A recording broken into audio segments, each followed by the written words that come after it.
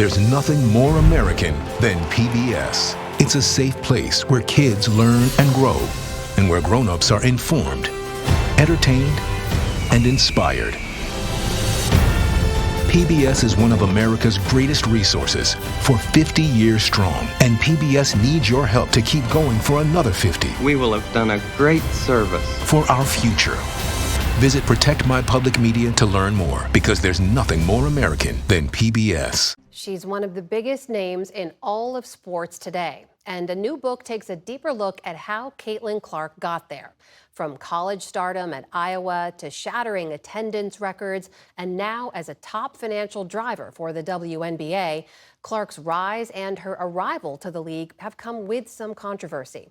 I talked with sports writer Christine Brennan about her book On Her Game, Caitlin Clark and the Revolution in Women's Sports, and asked her how and why playing for the University of Iowa helped to make Clark a superstar. Because at Iowa, she could shoot from anywhere and everywhere, including the next county and the parking lot, and it would go in. You know, she's the high wire act in that way. She's a basketball player, of course, as you know, Amna, but she is also an entertainer.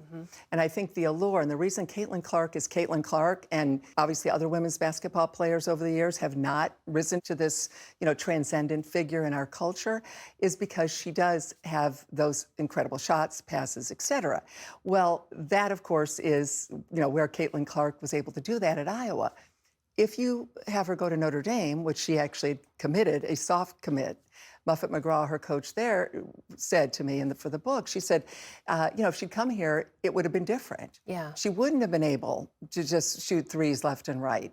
The team around her would have been different. UConn as well. She would have been a cog in a great machine, those schools being perennial favorites, whereas Iowa hadn't been to the Final Four in a long time. It's incredible how by Caitlin making that decision to stay home, everything changed. She goes on to break scoring records. She has at least 11 NIL deals, you report in the book, worth more than $3 million by the time she's done with college.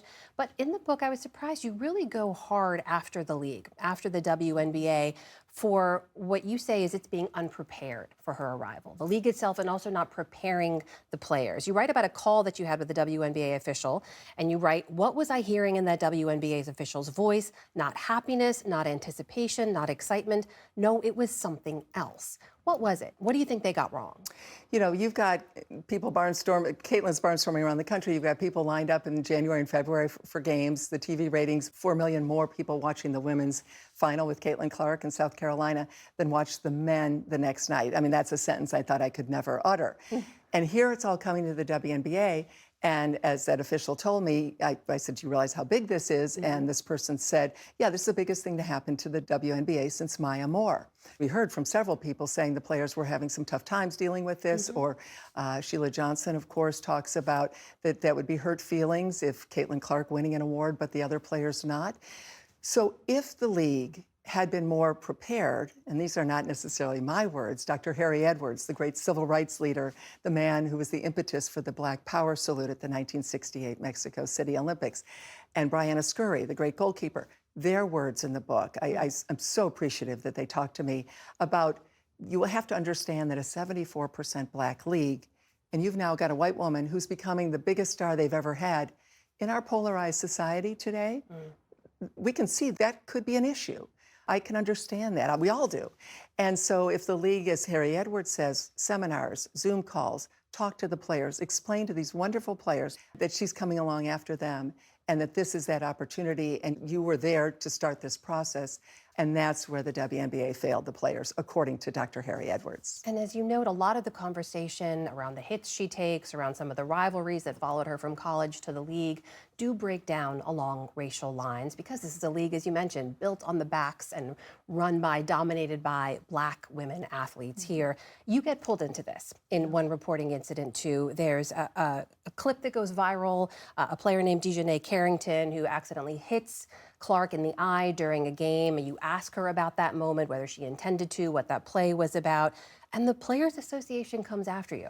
They issue a very strong statement. They accuse you of trying to bait an athlete into participating in a narrative that's false, designed to fuel racist, homophobic, misogynistic vitriol. They call for your credentials to be pulled. What did you take away from that interaction? And I know you respond in the book, but I want to give you a chance to respond here as well. Sure, no, thank you. And obviously that failed. I did not lose my credentials. Right.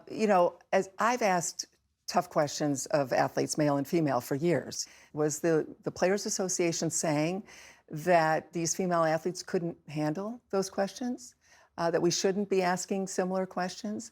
And you ask a specific question, Amna, to give that athlete the chance to hit it out of the park, to take it any which way she wants. And what was happening online was terrible. We know that Twitter, X, is a cesspool. It's worse for women than men, and it's certainly worse for Black women than white women.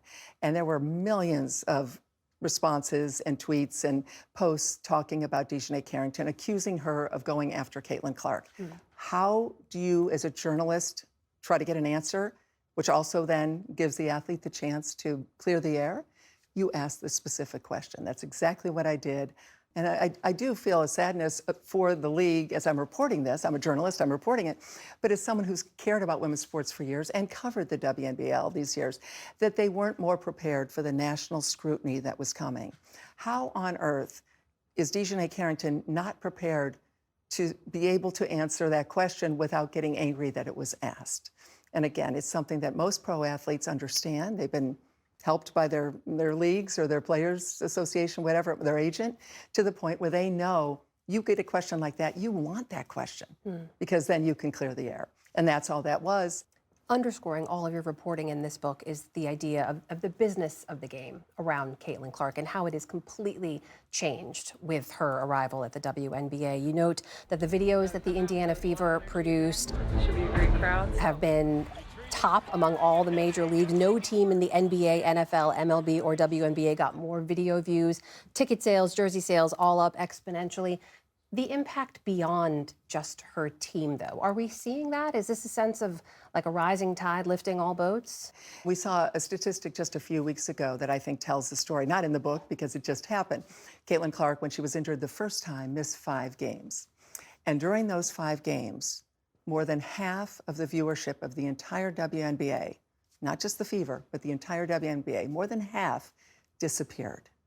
Meaning that when Caitlin Clark is gone, more than half of the audience goes. You now have tangible proof of just the importance of Caitlin Clark, is that when she is gone, then more than half the viewership leaves the league. That is wonderful, actually, to know for the players as they go into the collective bargaining agreement, because she is, as you said, the economic rocket ship leading the way. Use her.